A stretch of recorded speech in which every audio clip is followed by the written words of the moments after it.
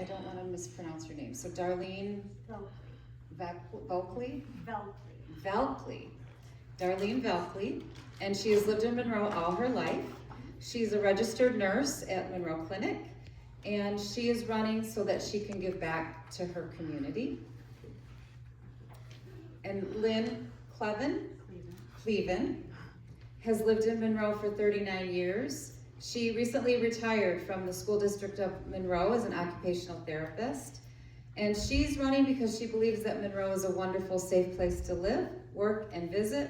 And she'd like to serve to help maintain and improve Monroe's small town character and our citizens' quality of life. Chris Veston. Chris has lived in Monroe for over 20 years, and he is co-owner of Payne's Family Coffee House. He's running for council because to be reelected. He was just elected last year, finishing up a term, right? So he's been on the council a year because public service matters to him, and he believes deeply in serving the community and giving a voice to those who are too often unheard, and protecting our city for future generations. During his time on the council, he's worked to maintain and strengthen the level of services our residents rely on, and he wants to continue that work. Maxwell Brooks. Maxwell has lived in Monroe for 3 years. He is a business management student working towards his degree at Black Hawk Tech. He also is a volunteer for Habitat. And he's running for alderperson because he wants to bring a new perspective to the city council and help the next generation get more involved in local government. He wants to help Monroe grow in a way that's affordable and sustainable, lowers the tax burden where possible, and encourages entrepreneurship and community growth from within. Monroe has built a strong foundation, and his goal is to help continue that work and build on what's already in place. And Matt Schaefer. And Matt has resided in Monroe since January of 2020. And he is a native seed production at Taylor Creek Restoration Nurseries just south of Broadhead. And he's running for council because he's running for his second term on city council because he cares deeply about the community and hopes to continue learning, engaging, and serving for the betterment of the people and businesses that make Monroe home. And lastly, Carson Eddy. And Carson has been in Monroe for 24 years. He is a barber and owner of Green Dragon Barbershop, small business owner. He's running to help find ways to lower taxes for all members of the community by sticking to the city budget and cutting unnecessary spending so that living can become more affordable. So let's welcome all of our candidates tonight.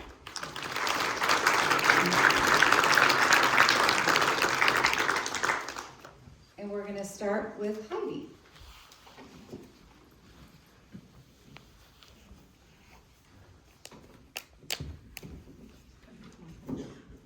Well, I also drew the short straw to go first. So, as you already heard, my name is Heidi Trueheart.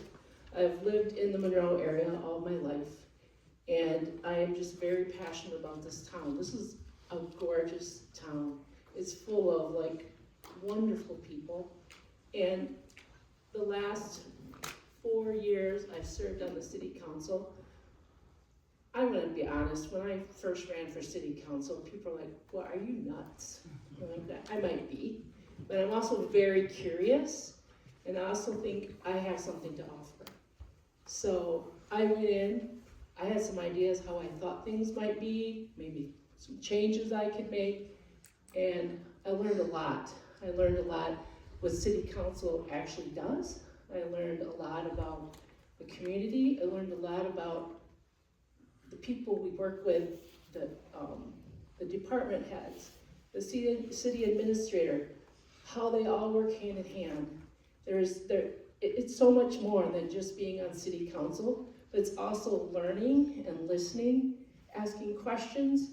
You don't join city council because you know everything. You join city council because you're curious. You think you can make a difference. I've always been kind of that person. I've always been wanting to get involved. I think everybody in the community in some way or another, if they have the time and can physically do so, they should somehow give back to your community, and I'm just a firm believer in that. So from when my kids were young, in the school system, volunteering at the schools, volunteering at our church, moving up through the decades, being a theater guild board member, working on shows, meeting people in the community, moving up through being an integral part of getting the Humane Society, moved from a trailer in an old barn with hardly any hot water and very little heat to this beautiful facility we have today. That was done by a board that I was part of, but we all worked together, and it was a lot of work, and I learned a lot. So that's kind of where my drive came from. I think I have something to offer. So I want to thank you all tonight for coming, and that's it. Thank you.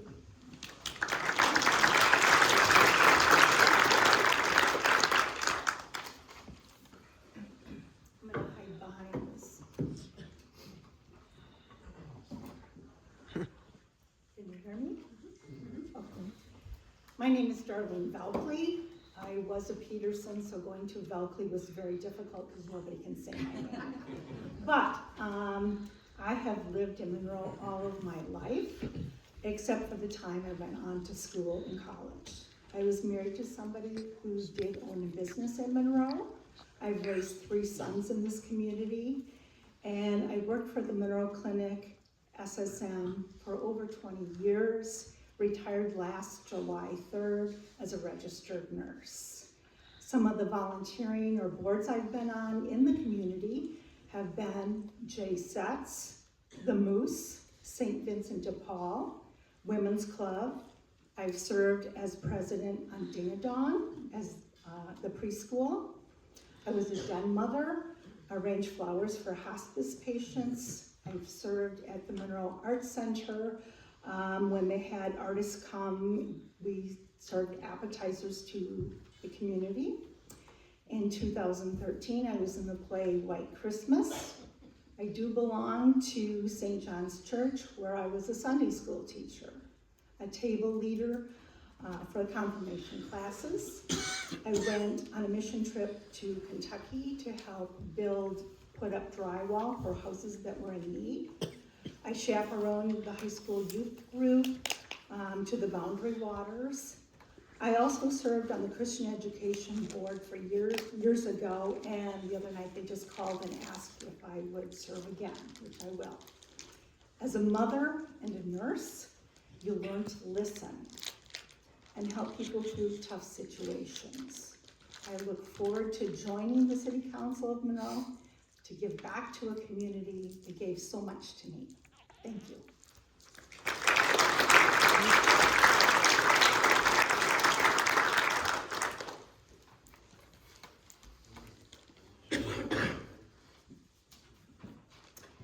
I'd like to thank you all for coming this evening, and I'd like to tell you a little bit about me. I grew up in Monroe as Lynn Hardy. I graduated from Monroe High School, and when I left for college and my family moved out of state, I told myself I would never return to Monroe. Too small, not much to do, not very exciting, and I wanted to explore. So, after living in Madison, doing internships in Tacoma, Washington, and San Francisco, California, and living in Santa Barbara, California, I did much exploring. And like many who have said, I will never go back to Monroe, guess where I ended up? I was a single parent with an 8-month-old who just got a job in the rehab department at the then called Monroe Manor Nursing and Rehab Center. And Monroe, I will say, was and is a wonderful place to raise a family. It is safe, it's clean, there's lots of parks, there's fun shops, there's cultural experiences, there's good schools, and many opportunities through the Park and Rec Department, which we took full advantage of. I'm married, my wonderful husband, he wrote that in there. That's fine. I married and became Lynn Cleven 3 years ago and just recently retired after 25 years as an occupational therapist working with special needs kiddos for the school district of Monroe. Since serving on city council for almost 4 years, I've learned a lot about municipal government, but there is always more to learn. I do know that the things that are important in the community and me that I have worked on and will continue to work on are in 3 areas. Number 1, increasing housing options. We need more senior housing, and we just need more housing in general. During my tenure, I supported the development of the Haven Hills area, which is north of Walmart, as well as Richland Heights subdivision, which is going to be north of the new high school. More housing can help with the property tax load. Number 2 is economic development. This is the lifeblood of a city. Incentivizing businesses to come to Monroe, as well as encouraging current businesses to expand, is very important. Now, while the city council is limited in what it can do in the housing and economic development areas in and of itself, I have voted for relaxed restrictions and amending zoning requirements to make building more attractive in this community, as well as supported expanding the industrial park for future businesses to move into the area. And then number 3, the third one, attracting young families to Monroe. That's a big need. We need to keep Monroe viable by attracting these young families, and while increasing housing options and improving economic development are big factors for this, so are family-friendly experiences. And things I have supported, such as the new splash pad and the new pickleball courts, are great additions for free family experiences. I fully support Main Street Monroe, who does a wonderful job with activities like concerts on the square, farmers market, and just providing a multitude of free family experiences for everyone to enjoy. I also voted to partner with Monroe High School for the Launch Program, where students get on-the-job training while building new housing for the Monroe community. Monroe is an extremely safe community, and I applaud our law enforcement and volunteer firefighters for the job that they do. They are the backbone of our community, and I support them fully.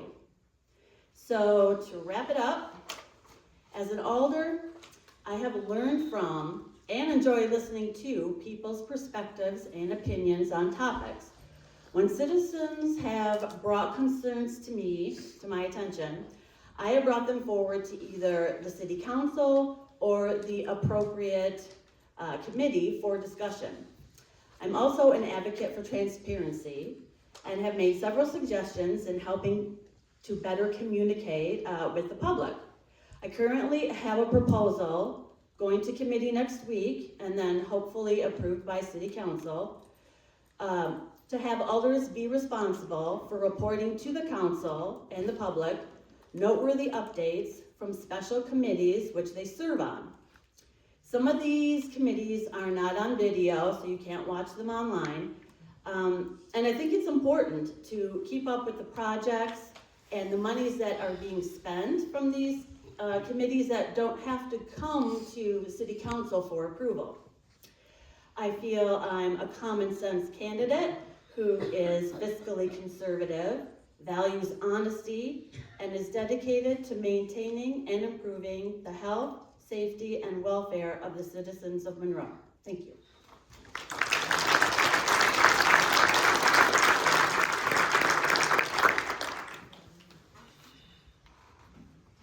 Hello, thank you everybody for having me here. I appreciate the invite and having this opportunity. My name is Chris Vestine. Like it was said, I'm co-owner of Baines Family Coffee House. Lived here for over 20 years, raised 6 kids here, 3 of which are still in Monroe. One is still school age, so they haven't had a choice quite yet.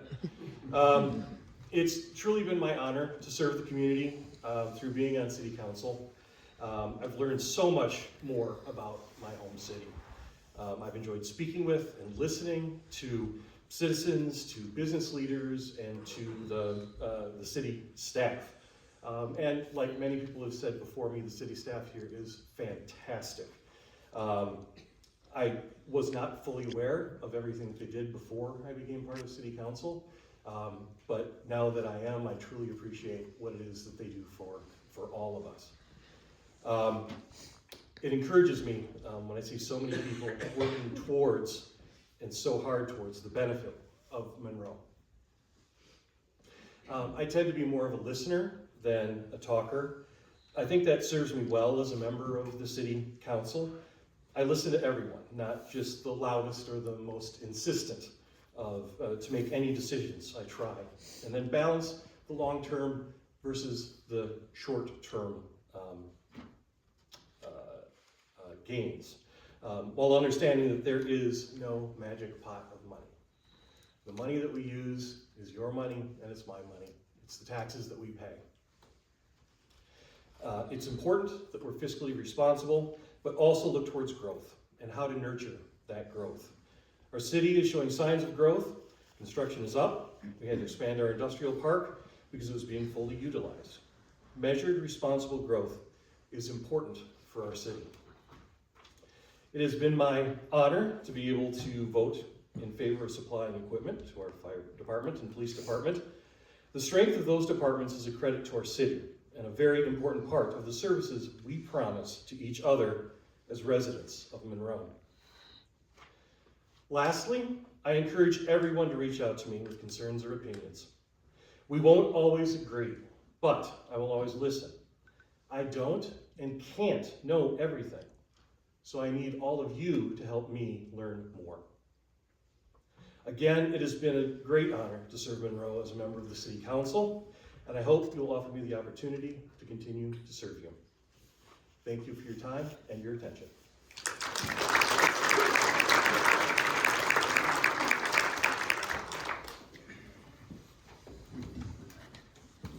Hi, my name is Maxwell Brooks. First, I want to thank you all for being here, and I want to thank the Chamber for putting on this event. At a time when national and even state politics are so contentious and partisan, it doesn't feel like we get a whole lot done. Local politics feels like one of the last opportunities where we can have these constructive conversations and really work together to create a better community.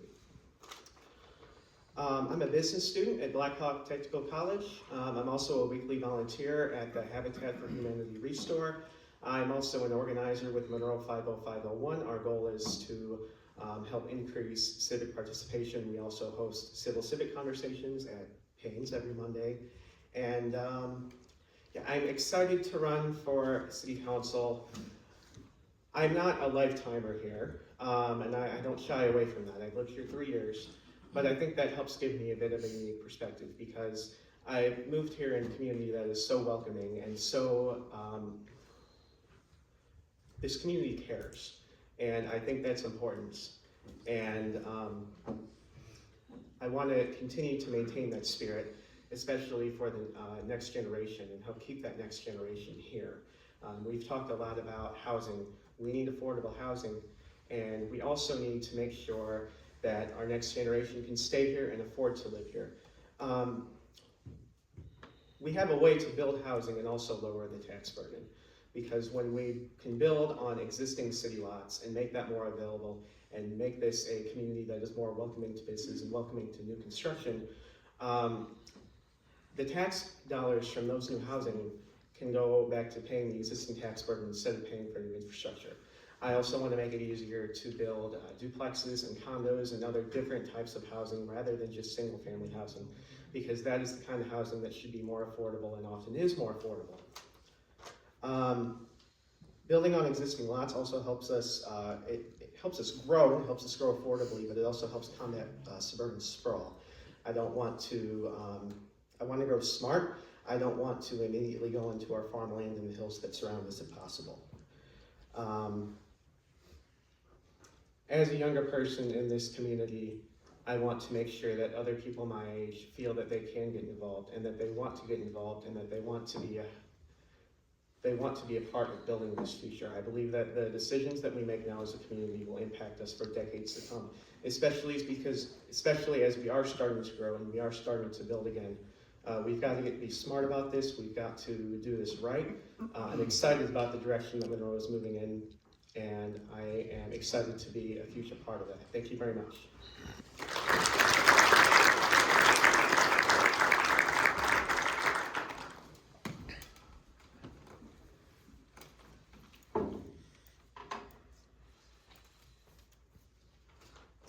Hi, everybody. Thanks to the obligatory thanks to Marcy and the Chamber for having us here today. I think we're all super lucky to have the need to have this forum here with 8 candidates for 5 positions on City Council. When I started on City Council 2 years ago, there were 5 candidates for 5 positions, so you're making me work this time. So again, my name is Matt Schaefer, and I'm running for my 2nd term on City Council. My wife and I moved into Monroe with our family in January of 2020, and since then we've graduated 2 girls from high school who are now up in school in Minnesota, and our son is a Judah grad, and he recently graduated from UW-Milwaukee. He's almost a fully fledged adult, which is an amazing experience to go through as a parent, to just keep cutting those cords, and I think we're done cutting cords, but he's fully fledged. I'm a former vegetable farmer of 25 years. The last 8 years I've been managing seed production at Taylor Creek Restoration Nurseries. We raise about 450 acres of 125 or so species of native plants for their seed. Outside of work, I'm a pretty busy person. I've been involved with the local chapter of the Wisconsin Farmers Union. I've served on its board for about 8 of the years I've been involved. I've been president, vice president, and secretary, and pretty much served in every possible role with that organization. In 2022, I served on the Greene County ARPA committee. We were tasked with spending the money that came to the county through the American Rescue Plan Act. I recently wrapped up work with the Greene County Reset Committee. Some people call me a super committee guy. I hate to say it. The Greene County Reset Committee, which was looking at the possibility of utility scale solar development in Greene County and what that would mean to our landscape and our community. So pay attention, that's just going to be coming out in the next month or so. I'm a proud 2023 graduate of Greene County Leaders. I'm a member of the local Prairie Enthusiasts. I sing with Bel Canto, and I'm a member of the local Kiwanis Club. So what motivates me to serve on the City Council? Serving on the City Council is a way to give back to a community that I'm extraordinarily proud of. Through my new goggles, I go around towns in the upper Midwest and I see the cities that just don't quite have what we've got. So I have a newfound pride in our city, and I'm excited to continue to be a part of that. I actually enjoy the work, and I look forward to deepening my understanding on how the city best functions and the kinds of decisions that improve life for all of our residents. I appreciate that this position puts me outside of my comfort zone, like literally what I'm doing right now, and engaging in a more thoughtful way with the community. Taking time to listen to people's concerns and ideas allows me to bring a range of perspectives to city decision making. So what makes me a good leader? I think I'm a good listener and connector, and I operate with a great dose of humility. I'm committed to making sure people feel heard and represented. I believe in the power of collaboration, and I show up and put the work in. And I take my role as a city leader seriously. You all, the residents, place a lot of trust in us with your vote. And the understanding is that we will make decisions in your best interest. A big part of that is making sure city staff have the right tools and the support they need to do their jobs to the best of their abilities. I see opportunities all over the city of Monroe. The old high school campus is going to be available. Very rarely does a property of that size open up, frankly, right in the middle of our community. It's got infrastructure, it's got neighborhoods around it, and while obviously it is private property, the city does have moments of leverage in which we can decide as a community what we want to do with that property. It's been mentioned a number of times, a 50-acre addition to the industrial park is going to open up new possibilities for light manufacturing and businesses to expand within the city. There's an emerging culture of collaboration amongst overlapping and neighboring jurisdictions, school district, the towns that surround us, the city and the county. Better communication means more opportunity to better time large investments and open up the possibility for more collaboration. It lessens the burden on the residents in terms of their property taxes when we can time up and sync the investments in an appropriate way. And lastly, there's a reemergence of the trades program at the high school with the Homes Construction Cooperative. While I was not here in the 90s and early 2000s when the Capstone project was in its heyday, my understanding is that it really forms the foundation of the local trades industry that we have, and to see the kids involved in it is such a great thing. Monroe is not without its challenges. We have a housing that is unavailable and unaffordable. We have a wastewater treatment plant that is nearing capacity. It limits the city's ability to bring in new food grade or what we call wet industries. We have aging public works facilities, and our senior center is in need of significant work. There's a shift in agriculture in the community that surrounds the city. Fewer small farms are spending less money in our businesses here in town. The city budget is leaner and leaner every year with inflationary and regulatory constraints. And there is a culture of distrust in local decision makers, a lingering byproduct of the 2020 school referendum. What are my top priorities for a second term? I'm looking forward to serving a second term when I'm spending less time navigating the process and for the first time digging into more of the details. I look forward to improving availability of affordable and economical housing. I'm looking forward to advocating for appropriate development with a focus on infill. And I'm continuing to find ways to improve the city's communication with residents and bringing more transparency to city operations. And lastly, I'm considering baby stepping into advocacy at the state level, looking a little closer at what are the state policies that have put us as a city in a bind. I've been in the office of every single legislator that has ever served my community, and it's an environment in which I'm comfortable, and I'm interested in bringing our challenges to the root of the issue. So to wrap it up, one of the lessons I've learned over the last year is that everything we hold dear about the city is because of the people who show up. A city can have all the structure and framework and regulations and policies for providing services, but it takes people, our neighbors, to actually carry out and enhance those services. So thank you to this great slate of candidates for mayor and council who decided to show up. I'm a firm believer that Monroe's arrow is pointing up, and I'd like to continue to be a part of that future. Thank you.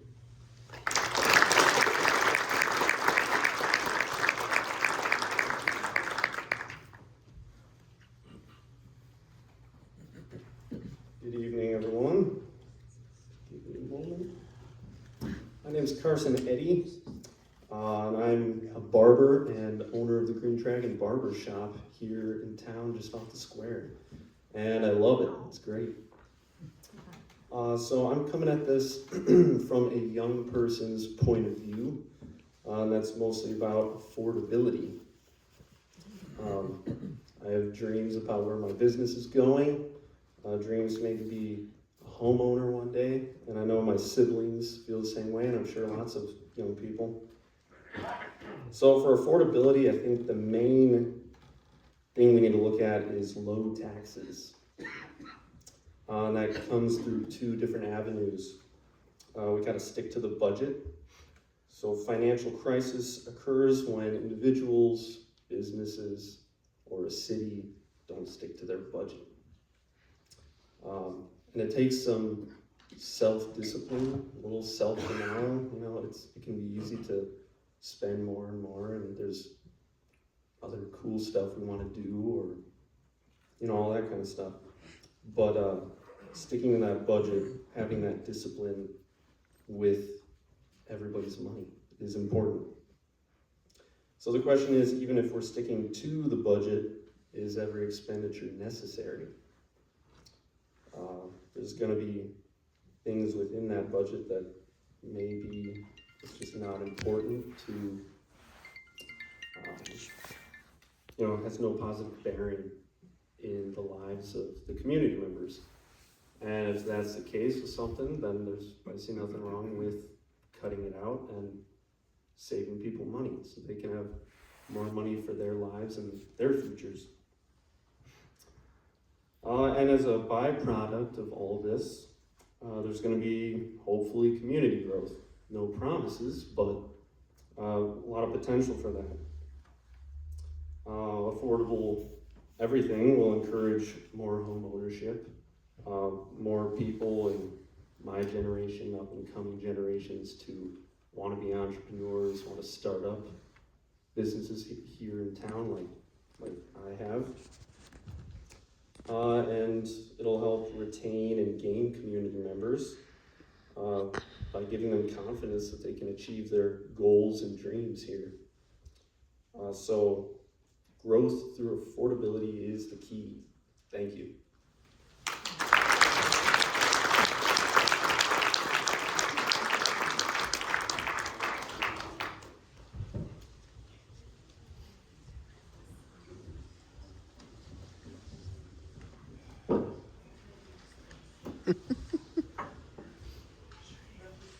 Okay, who has questions?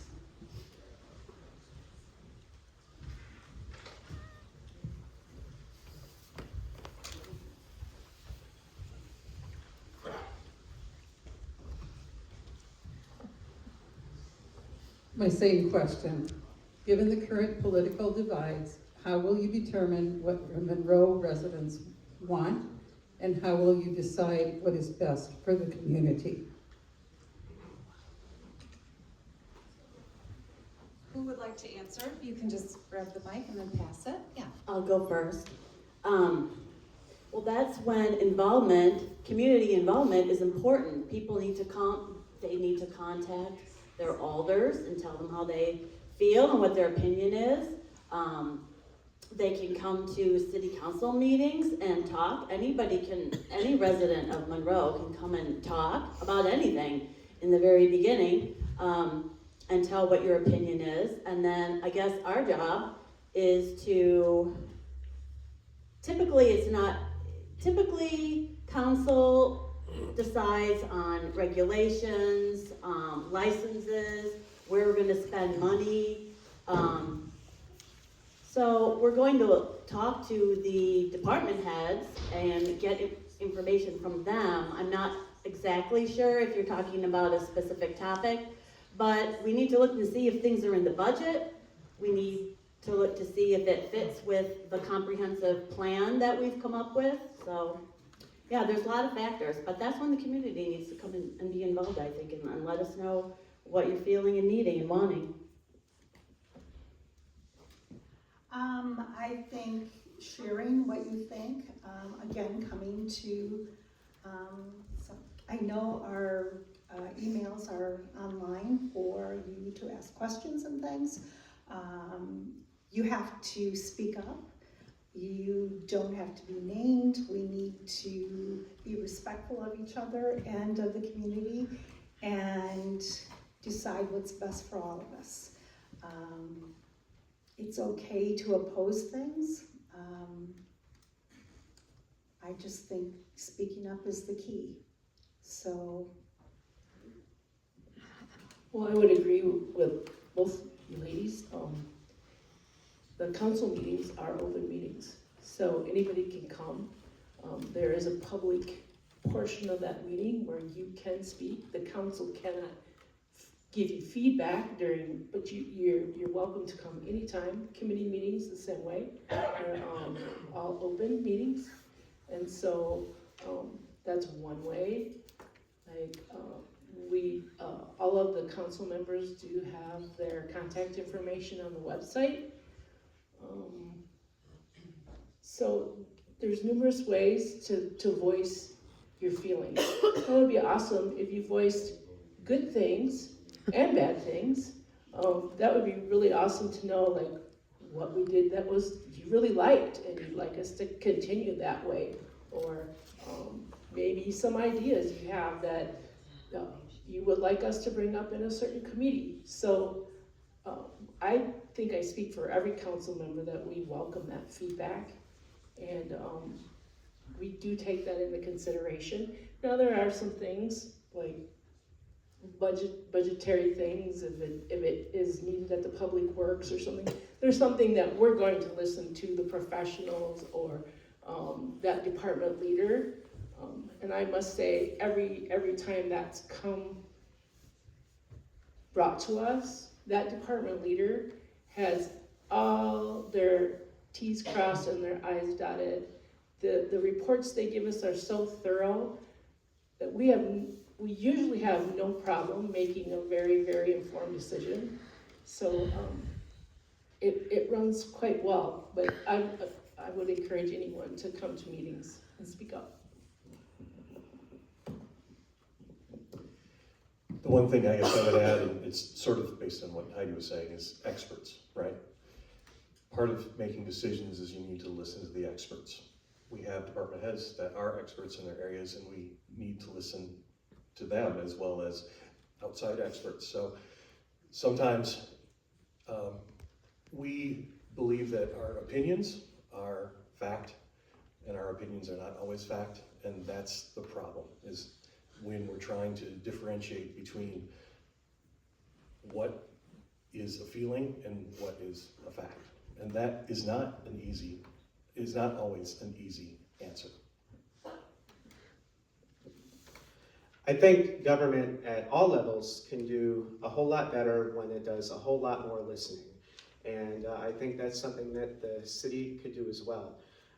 I would love everybody to come to a city council meeting, and I would love everybody to solicit their feedback, but there's a lot of people that don't know how to do that, and I think the city can bridge that gap to get more of that information and to get more of that feedback. I remember recently a really contentious issue that came before city council, and there was a lot of public comments. And one of the things that stuck out to me most was that there were people that didn't know that city council meant, and that weren't aware of city council meetings, and they weren't aware of what city council does. And I think what the city can do is explore different ways to build that outreach and to build that connection and to get more of that input and to get more of that communication. I believe the city right now is working on rebuilding their website. I think that's a great start, but I think that there's other ways that the city can explore to get more feedback and to bring more people to the table so that local government can work better. Thank you. So the question was how we decide what is best for the community.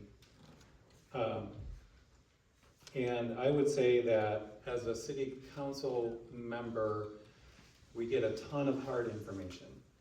And by hard, I mean like facts. We get reports, we get good information from the administrator, we get good information from the department heads. But then there's also the soft observing, and that's being out in the community and being part of organizations. And it's really, my serving on the city council has really encouraged me to, kind of given me the excuse to get out into the community and put in time, not only with larger groups, but with one-on-ones with people, and just kind of getting a sense for the pulse of how the residents are feeling about the city. So it's really about observation and absorbing and learning and just kind of being ready to take any good information in, but also being able to navigate when, as I think Chris said earlier, when the louder voices tend to drown out those who really need the support. So ma'am, what was the question again? Did I get that? Sure, I can speak loudly here. Given the current political divides, how will you determine what Monroe residents want, and how will you decide what is best for the community? That's a tricky one.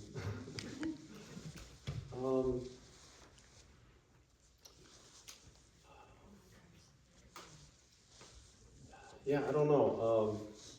I'd probably have to give that a lot of thought, honestly, to somewhat give my honest opinions on that stuff. This might not be the time and place. So, no, I'm just gonna leave it at that.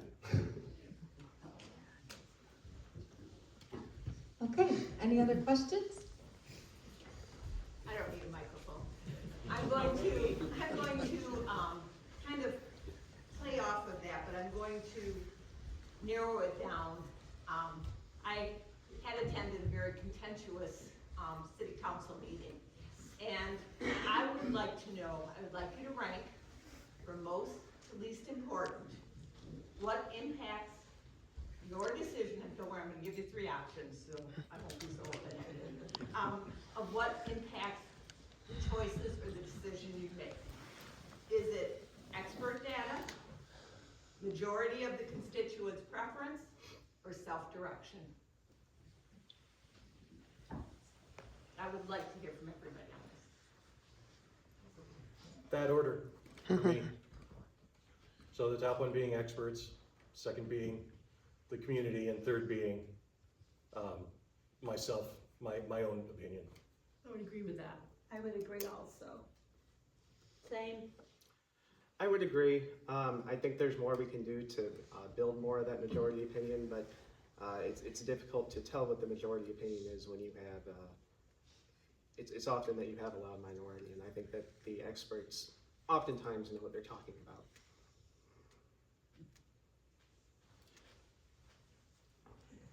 Yeah, I think I would agree with that order, experts, community, and then myself.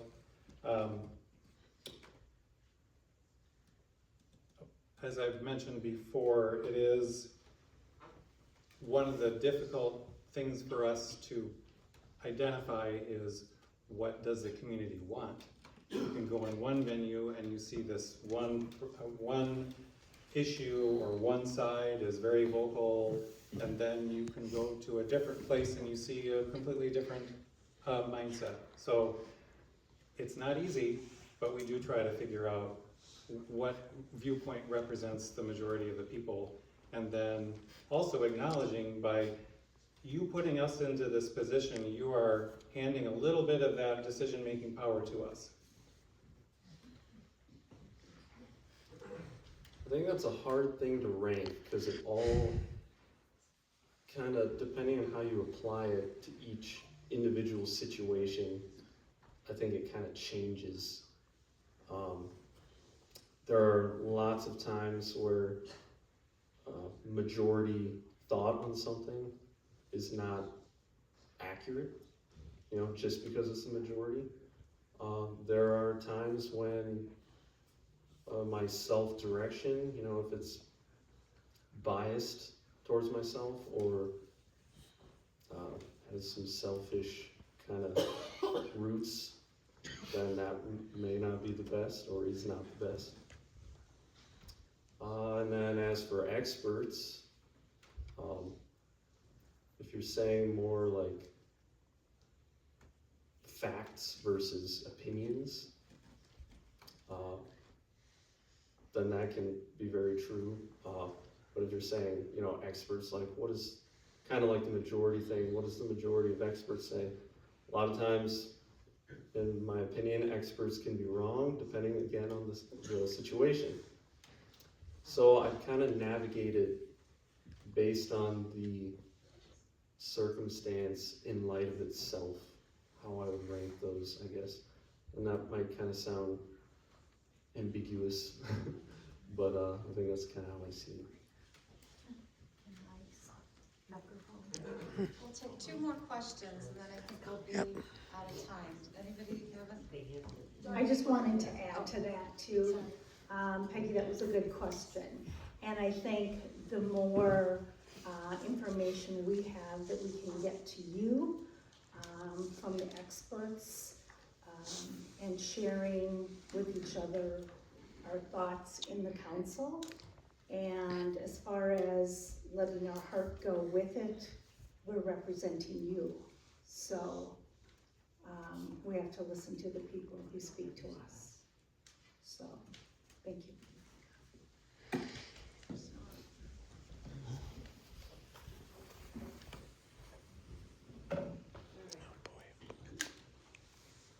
I was at that contentious meeting. I'm a former alderwoman. I was served on council for 8 years. I can tell you that when I was on council, if we had public input and we had hearings and there were votes, that the votes stood. The votes were based on what the people at that meeting wanted. At this particular meeting, there were people that stood up that said they didn't even know until that day that there was going to be this public hearing, or it was a proclamation. So that vote should have stood.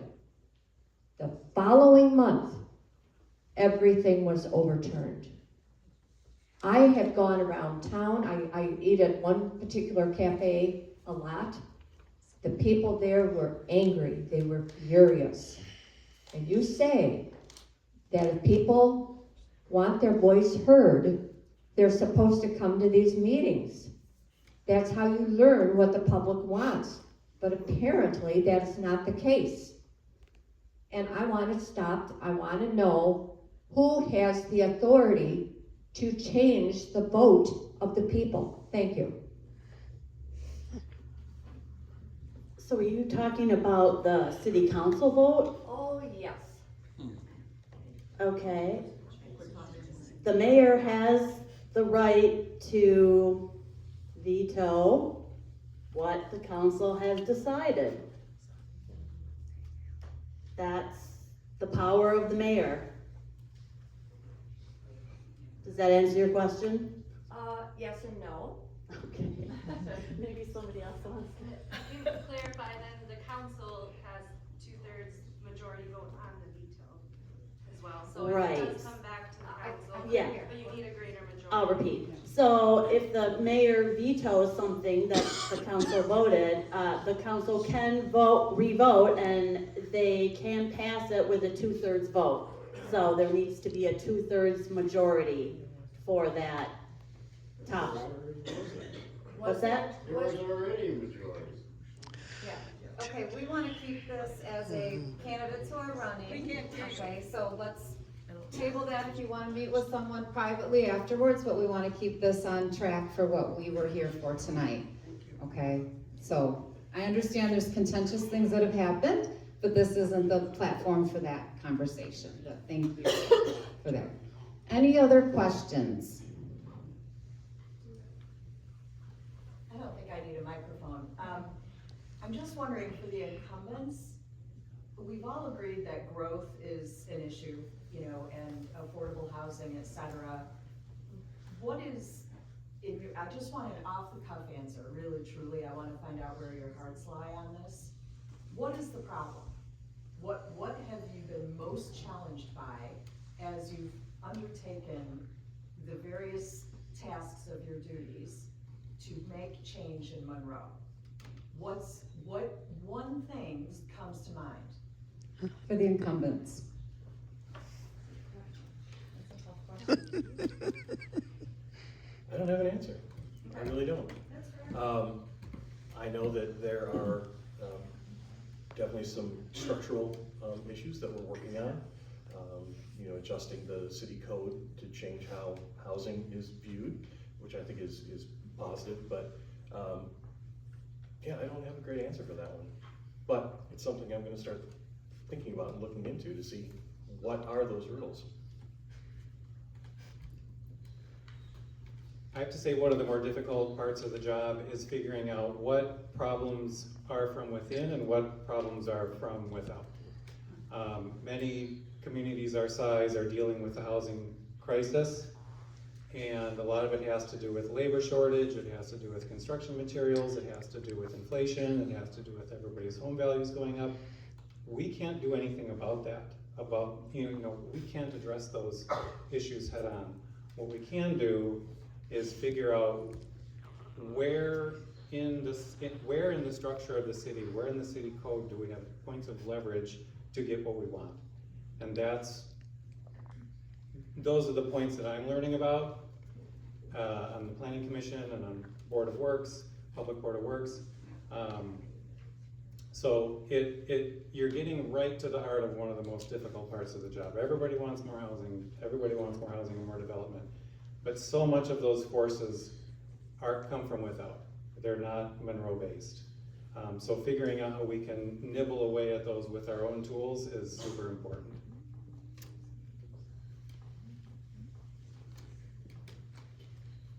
Plus, I think up until very recently, Monroe has been landlocked. We didn't have any land to build on, but now we do. So we're going to. But remember, we had to pay for that land. That costs money, and infrastructure costs money, and the city doesn't build the houses. There's a developer that has to be willing to do that. It's complex, and I don't mean to be, trite about it, but it is. And the same thing with businesses. You need to have a business. I mean, we are not near an interstate like Janesville is, and some of the towns that are around Madison. So that makes it a little more difficult if people are going to have to transport things. So there's a lot of factors, I think. But now that we do have some land, we're moving forward with the building, and we're trying to go from there. Hopefully, more housing brings more people, and like I said, we've got more land now for business, so hopefully that'll, kick off. Well, absolutely. We have been working really hard over the last 4 years. It doesn't happen quick. It's not going to happen quick, but it's kind of a dance. So we need more housing, but we need more industry to fill the housing. We need more industry to have the money to build the housing. We need, I think one of the mayoral candidates talked about attracting families. How will we attract them? Will we attract them, the remote people, work from home people who want to move their family to a smaller community?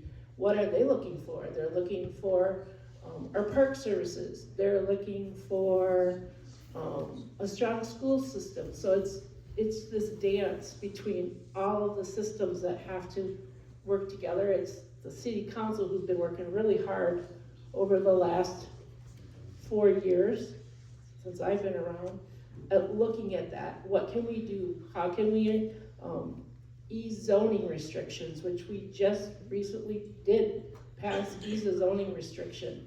So we are working. It's not going to happen overnight, but I think right now, even though sometimes our council, we all have our different opinions on things, and sometimes when we vote on things, it's split, but there are things that we all agree on, and we've all been working really hard at we understand, we understand the struggle of taxes. We understand that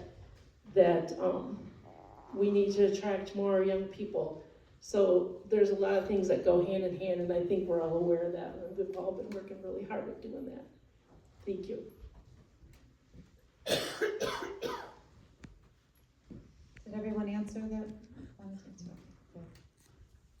Well, we are pretty close to 7:30. I just want to mention that I'm lucky enough that I get to work with some great leaders in this community, and I see Jordan's here tonight from Main Street, and Brittany from the city. I think was Olivia here, if she was here, there she is. Olivia from DCDC, and Mayor Douglas is here. So everyone wants the best for this community. We might not all agree on the same way to get there, But I really feel so lucky and so fortunate. I didn't grow up here. I haven't been here all that long. And I'll tell you, you know, we've got something special here. And thanks to all of you for taking the time to really understand who it is that you're voting for, and not just not voting or not just filling in circles, you know, because it's a name you might recognize. So I think this was a great opportunity to hear about some of the passion that we have that's going to be representing us in the city, with the mayoral candidates and then also with the council members.